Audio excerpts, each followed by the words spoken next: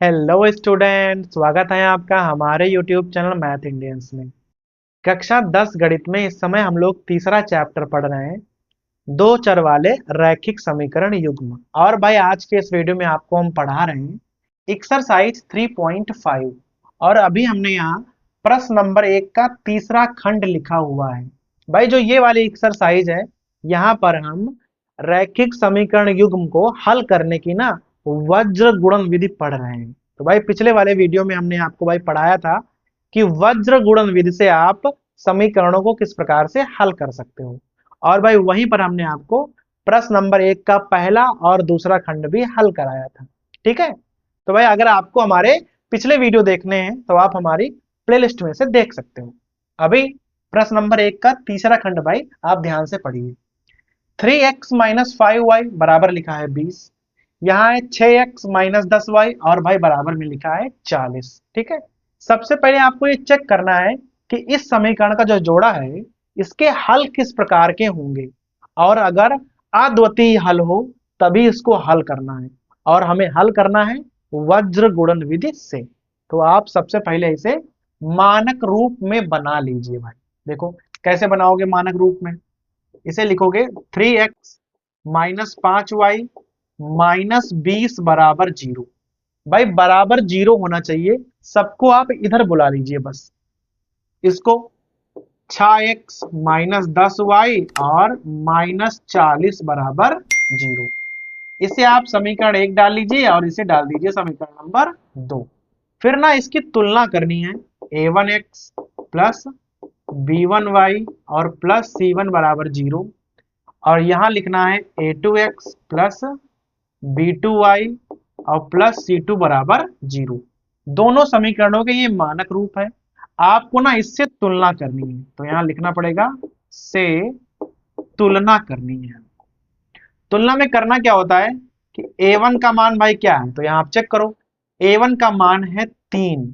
ऐसे ही b1 का मान यहां है माइनस के 5 और c1 का मान है माइनस का 20।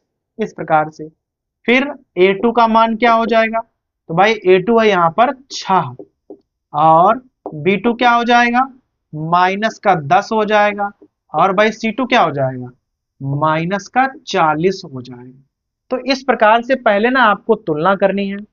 a1 b1 c1 a2 b2 और c2 के मान निकालने हैं।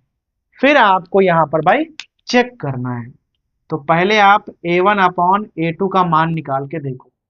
यहाँ आ जाएगा 3/6। भाई सरल करोगे तो आ जाएगा 1/2। 3 एकम 3 और 3 दूना 6 आ जाएगा।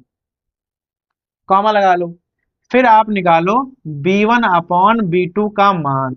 तो भाई हो जाएगा माइनस का 5 और माइनस का 10। माइनस माइनस कैंसिल हो जाएंगे, 5 एकम 5 5 दूना 10। यहां पर भी आ जाएगा 1/2। अगर a1 अपॉन a2 और b1 अपॉन b2 के मान बराबर आ गए हैं, तो भाई यहां तो मान बराबर आ गए हैं ना। देखो यहां पर भी 1/2 है और यहां पर भी 1/2 है। फिर उसके बाद आप c1 अपॉन c2 का भी मान निकालो। ठीक है, क्या हो जाएगा -20 और यहां हो जाएगा माइनस के 40। माइनस माइनस कैंसिल, 20 एकम 20 और 20 दूना 40। और भाई देख लो इसका भी मान बराबर आ गया है। तीनों के मान आए हैं 1/2। अगर तीनों के मान बराबर आ गए तो आप यहां लिख दोगे a1 अपॉन a2 बराबर में b1 अपॉन b2 और बराबर में c1 अपॉन c2। तीनों ही बराबर हैं।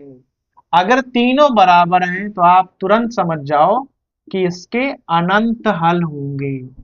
जो ये समीकरण का जोड़ा है इसके एक दो हल नहीं होंगे, अनंत हल होंगे। और अगर अनंत हल होंगे तो आगे हमें हल नहीं करना है। आप भाई सवाल यहीं पर छोड़ सकते हो।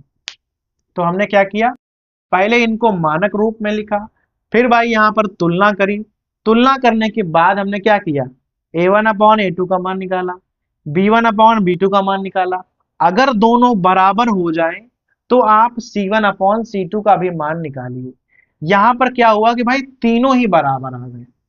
अगर तीनों ही बराबर आ गए तो उन्हें इस प्रकार से लिख दीजिए, और जब तीनों बराबर होते हैं तो समीकरणों के अनंत हल हो जाते हैं।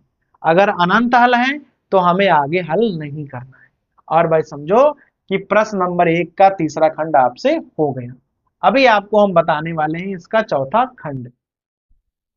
आप भाई ध्यान दीजिए प्रश्न नंबर 1 के चौथे वाले खंड पर। देखो हमारे पास दो समीकरण है, x माइनस 3y माइनस 7 बराबर 0 है, 3x माइनस 3y माइनस 15 बराबर 0 है। ठीक है, दो समीकरण हमें मालूम है।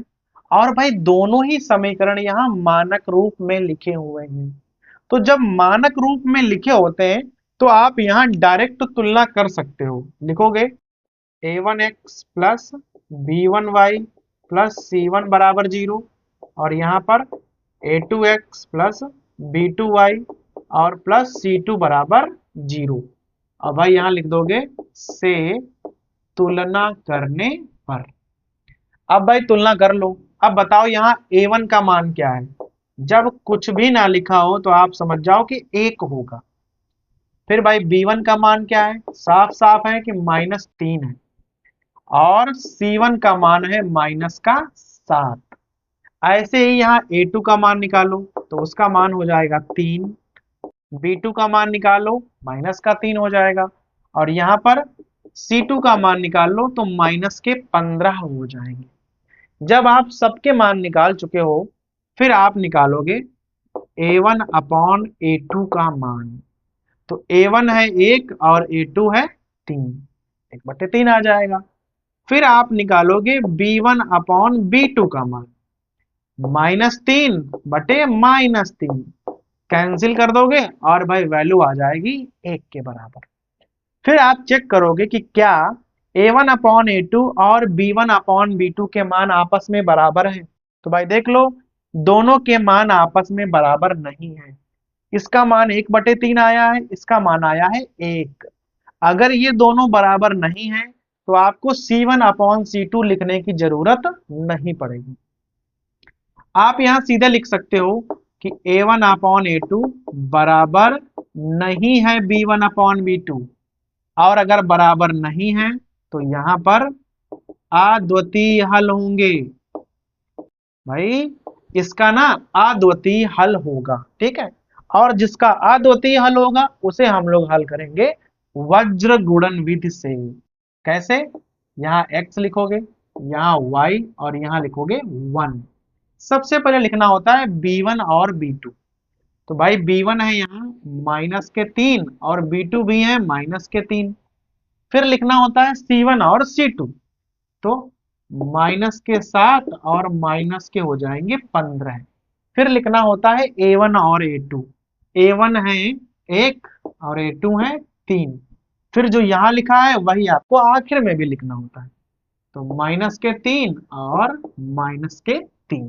ठीक है, फिर x अपॉन, पहले आप इसकी गुणा करोगे तो -3 और -15 की गुणा क्या हो जाएगी, 15 तिया 45। फिर माइनस का निशान लगा लो।